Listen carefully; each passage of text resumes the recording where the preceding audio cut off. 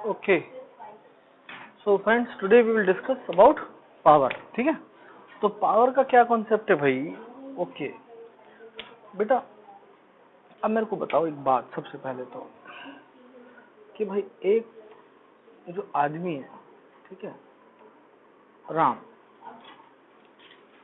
वो इस पॉइंट से लेकर इस पॉइंट तक 100 मीटर रन करता है। एक है आदमी श्याम, वो इस पॉइंट से लेकर इस पॉइंट तक 100 मीटर रन करता है। तो बताओ भाई किसकी पावर ज्यादा है? क्या दोनों 100 मीटर रन कर रहे हैं तो किसकी पावर ज्यादा है? अच्छा, सेम है, ठीक है। चलो भैया, राम रन करता है 100 मीटर 5 सेकंड में और श्याम रन करता है 100 मीटर 10 सेकंड में। अब बताओ किसकी पावर ज्यादा है? यस, राम रेस जीतेगा और राम की पावर ज्यादा है, क्योंकि राम ने सेम डिस्टेंस जो है, यानी कि फोर्स लगाई और डिस्टेंस ट्रेवल किया, यानी कि वर्क डन किया, तो सेम वर्क डन किया है कम टाइम में, और यहाँ इसने सेम वर्क डन किया है ज्यादा टाइम में, तो इसकी पावर ज्यादा है। तो यहीं से पावर का फॉर्मूला हो जाता है power equals to work done upon time. Yes, P equals to W upon T। ठीक है बेटा, और आपको पता है वर्क डन किसके बराबर होता है? किसकी बहन कौन है? एनर्जी। तो यहाँ पर आप दूसरा फॉर्मूला E अपॉन टी भी कर सकते हो, एनर्जी अपॉन टाइम या वर्क डन अपॉन टाइम, दोनों वर्क के फॉर्मूला होते हैं। ठीक है बेटा, तो ये हो जाता है। ठीक है, तो डिफाइंड एज द, आपको मैंने बताया हुआ किसी भी चीज को T से डिवाइड कर दो, क्या निकल जाएगा उसका? Rate of. तो power is defined as the rate of doing work. Power is defined as the rate of doing work. ठीक है, और इस फॉर्मूले को की डेफिनेशन में कंज्यूम करा, आपको एक्सप्लेन करना हो तो rate at which energy is consumed. Yes, rate at which work is done, rate at which energy is consumed, क्योंकि जब काम किया जाएगा तो एनर्जी क्या हो जाएगी? कंज्यूम हो जाएगी। तो rate at which energy is consumed, that is called power. Rate of doing work is called, that is called power. ठीक है बेटा, और इसकी यूनिट क्या हो जाती है बेटा? यस, इसकी यूनिट होती है SI यूनिट, जो होती है इसकी होती है वॉट, जिसको किससे रिप्रेजेंट करते हैं? W से। ठीक है बेटा, वॉट होती है। ठीक है, तो बड़ा W वॉट। ठीक है, और ये यूनिट होगी। ठीक है, तो अब क्वेश्चन आ जाएगा डिफाइन 1 वॉट। तो ये क्या होगा? 1 जूल ऑफ वर्क, ठीक है, is done in 1 second, the power is said to be 1 watt. Yes, 1 joule of work, यहाँ 1 जूल इसकी यूनिट रख दो, 1 second, is done in 1 second, the power is said to be 1 watt. ठीक है बेटा, तो ये भी काम हो चुका आपका, हो गया। ठीक है, और एनर्जी की फॉर्म में करना हो तो वो कर दो कि 1 joule of energy is consumed in 1 second, the power is said to be 1 watt. ठीक है, ये भी आपका हो गया। ठीक है, तो अब ये एक चीज याद रखना बेटा, बहुत ही ध्यान से, हैशटैग डाल लो बेशक से, कि बेटा वर्क का फॉर्मूला होता है F इंटू एस, पावर का फॉर्मूला होता है W into T upon T. ठीक है बेटा, तो वर्क में कहीं, वर्क डन में कहीं टाइम इन्वॉल्व है? नहीं, वर्क डन करने में कहीं टाइम इन्वॉल्व नहीं है। ठीक है बेटा, बट पावर में टाइम इन्वॉल्व है। अगर सेम अमाउंट ऑफ वर्क कोई आदमी X कम टाइम में करता है और कोई आदमी Y ज्यादा टाइम में करता है, तो पावर किसकी ज्यादा है? X की पावर ज्यादा है, क्योंकि उसने कम टाइम में किया। पावर और टाइम का इनवर्स रिलेशनशिप, कम टाइम में सेम काम तो पावर ज्यादा। ठीक है बेटा, तो पावर में टाइम इन्वॉल्व है, वर्क डन में टाइम इन्वॉल्व नहीं है। ठीक है, ये भी याद रखना। यूनिट क्या होती है पावर की? वॉट। किससे रिप्रेजेंट करते हैं? W से। ठीक है, तो ये हो गया आपका। ठीक है बेटा, अब इसमें कई बार ये भी आ जाता है बेटा, एवरेज पावर भी आ जाता है। ठीक है बेटा, एवरेज पावर क्या हो जाएगा? P इक्वल टू क्या हो जाएगा? Yes, total work done. क्या आ जाएगा बेटा? Total work done in total time. Yes, total work in total time is called, यहाँ पर फिर क्या आ जाता है? Average power. अगर टुकड़ों में काम हो रहा हो, ठीक है बेटा, ठीक है, तो हम ब्रेक ले लेके काम कर रहे हैं, तो हम अल्टीमेटली क्या कैलकुलेट कर लेंगे? टोटल वर्क, और फिर अल्टीमेटली ब्रेक का टाइम हटा के क्या कैलकुलेट करें? Total time. तो हमारी क्या निकल जाएगी? Average power. क्या निकल जाएगी? एवरेज पावर निकल जाएगी। ठीक है, एवरेज पावर का formula total work upon total time. ठीक है बेटा, जैसे एवरेज स्पीड का फॉर्मूला होता है भैया total distance upon total time, यहाँ total work upon total time. ठीक है, तो ये भी कोई इशू नहीं है। ठीक है, अब प्रैक्टिकल यूनिट ऑफ पावर, ये भैया जैसे आपने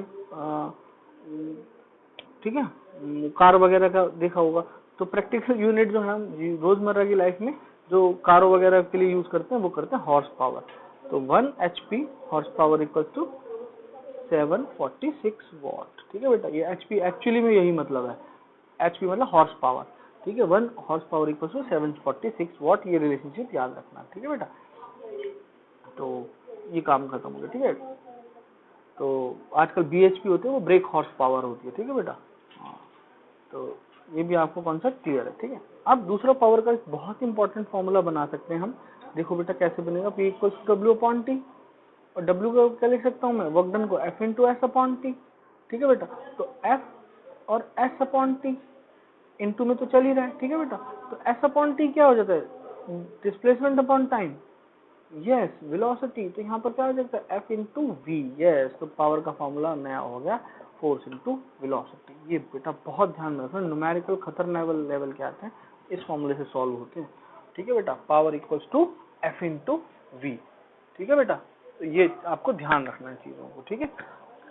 तो ये आपका हो गया, ठीक है बेटा। अब आ जाता है कमर्शियल यूनिट ऑफ एनर्जी। अब आ जाता है नया पावर। हटाओ, मैंने आपको क्या बोला है, नया कॉन्सेप्ट जो है हमारा कमर्शियल यूनिट ऑफ क्या भैया, एनर्जी। पावर नहीं लिख रहा, क्या लिख रहा हूँ, एनर्जी। ओके, तो इसकी कैसे बनाए, पहले तो एनर्जी का फॉर्मूला बनाते हैं। P = energy upon time, work done को एनर्जी लिख सकते हैं, ठीक है। तो यहाँ एनर्जी का क्या फॉर्मूला हो गया, यहाँ से एनर्जी = T को ऊपर मल्टीप्लाई कर दूं, पावर × टाइम, यस, ठीक है बेटा। तो एनर्जी का हो गया पावर × टाइम, ये फॉर्मूला हो गया। अब होना कमर्शियल यूनिट ऑफ एनर्जी, हमने कौन सी बना, कमर्शियल, मतलब जो बिजनेस वगैरह में यूज होगी, ठीक है, कमर्शियल ही होगी, जिसका पैसा लिया जाएगा, ठीक है। आपके घर में जैसे आती है वो कमर्शियल यूनिट होती है, ठीक है, एनर्जी की। उसको 1 यूनिट की फॉर्म में आती है, आपका बिल आता है 100 यूनिट, 200 यूनिट, 500 यूनिट, ठीक है। तो हम वही कमर्शियल यूनिट ऑफ एनर्जी निकालने की कोशिश कर रहे हैं, ठीक है।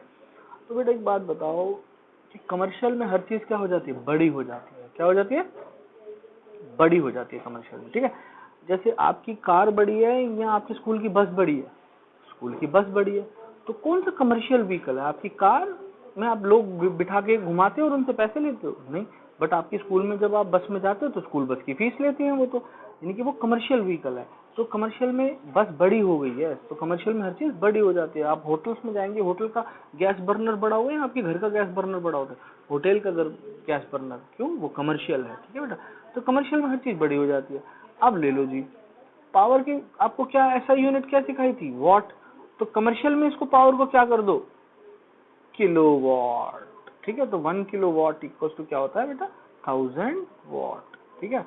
तो उसको बड़ा यूनिट कर दिया हमने, तो पावर की यूनिट यहाँ हमने कर दी किलोवाट। और टाइम की यूनिट क्या होती है, सेकंड, 1 सेकंड। और बड़ी यूनिट क्या लिख लें, 1 आवर, लो जी, तो किलोवाट आवर, यस, KWH, ठीक है बेटा। तो आपकी कमर्शियल यूनिट हो गई किलोवाट आवर। अब बताओ, ठीक है बेटा। तो ठीक है, 1 किलोवाट आवर को हम 1 यूनिट मानते हैं, ठीक है बेटा। 1 किलोवाट = 1 यूनिट, ठीक है बेटा। तो किलोवाट आवर होगी आपकी कमर्शियल यूनिट। कैसे निकाला, आपको पावर की यूनिट को किलोवाट कर दिया, टाइम को सेकंड को आवर में कर दिया, किलोवाट आवर आपकी कमर्शियल यूनिट होगी, ठीक है। बट क्वेश्चन ये नहीं आएगा कमर्शियल यूनिट क्या है, वो बोलेगा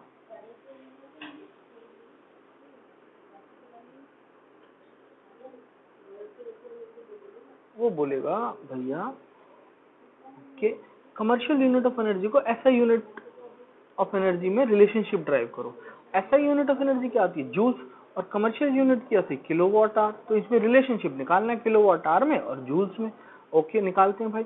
यहाँ हमने लिख लिया 1 किलोवाट आवर, तो किलोवाट को क्या लिख दूं, वॉट में कन्वर्ट करने के लिए 1000 वॉट, क्योंकि 1 किलोवाट = 1000 वॉट, ठीक है बेटा। 1000 वॉट, यहाँ W लिखना जरूरी है, 1000 वॉट। आवर को क्या लिख सकता हूँ, 3600 सेकेंड, 1 आवर में 3600 सेकेंड होते हैं, डन। अब भैया यहाँ पर जो वॉट है, आपको पता है 1 वॉट = क्या था, 1 जूल अपॉन 1 सेकेंड, ठीक है ना बेटा। तो वॉट को जूल अपॉन सेकेंड लिख सकता हूँ कि नहीं लिख सकता, लिख सकता हूँ।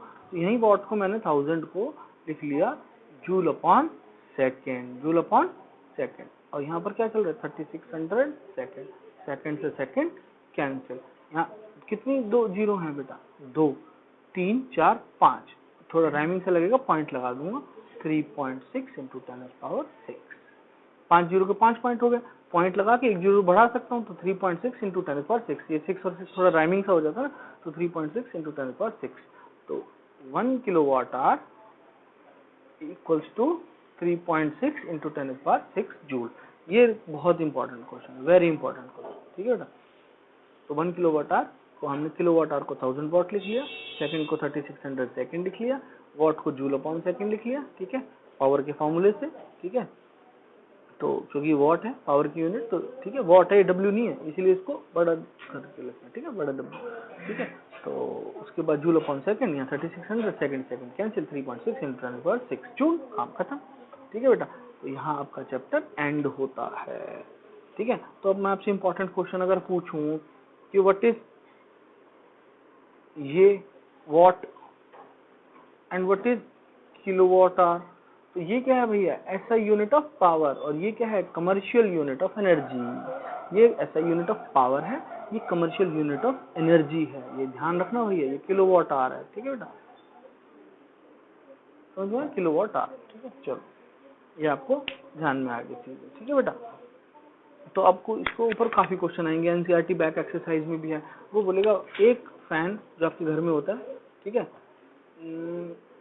100 वॉट का, ठीक है, या दो फैन 100 वॉट के, ठीक है, 4 आवर के लिए जलते हैं, ठीक है। तो एनर्जी यूनिट निकालो, ओके।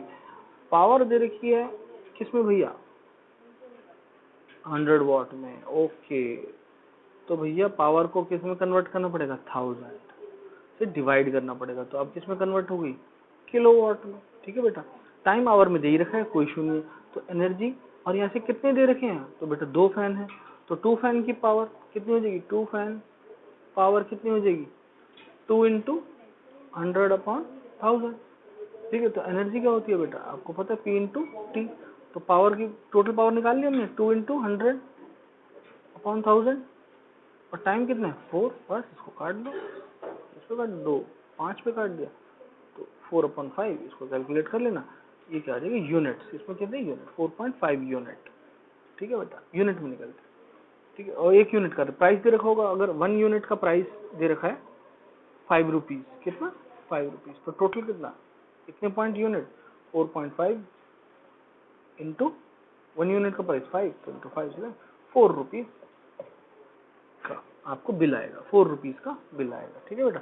क्योंकि एक यूनिट का प्राइस 5 रुपए था, तो 4.5 यूनिट का प्राइस 4.5 इंटू 5, ठीक है, 4 रुपीज का बिल आएगा। तो ऐसे आपको क्वेश्चन करोगे तो समझ में आते चले जाएंगे, ठीक है बेटा। तो अब आपको इंटेक्स और बैक एक्सरसाइज, इंटेक्स सॉल्व वाले भी करने हैं, ठीक है। तो जितने आप क्वेश्चन करोगे उतने आपकी एफिशिएंसी बढ़ती चली जाएगी, ठीक है बेटा। तो थैंक यू वेरी मच, यहाँ आपकी क्लास खत्म होती है, चैप्टर ओवर, थैंक यू।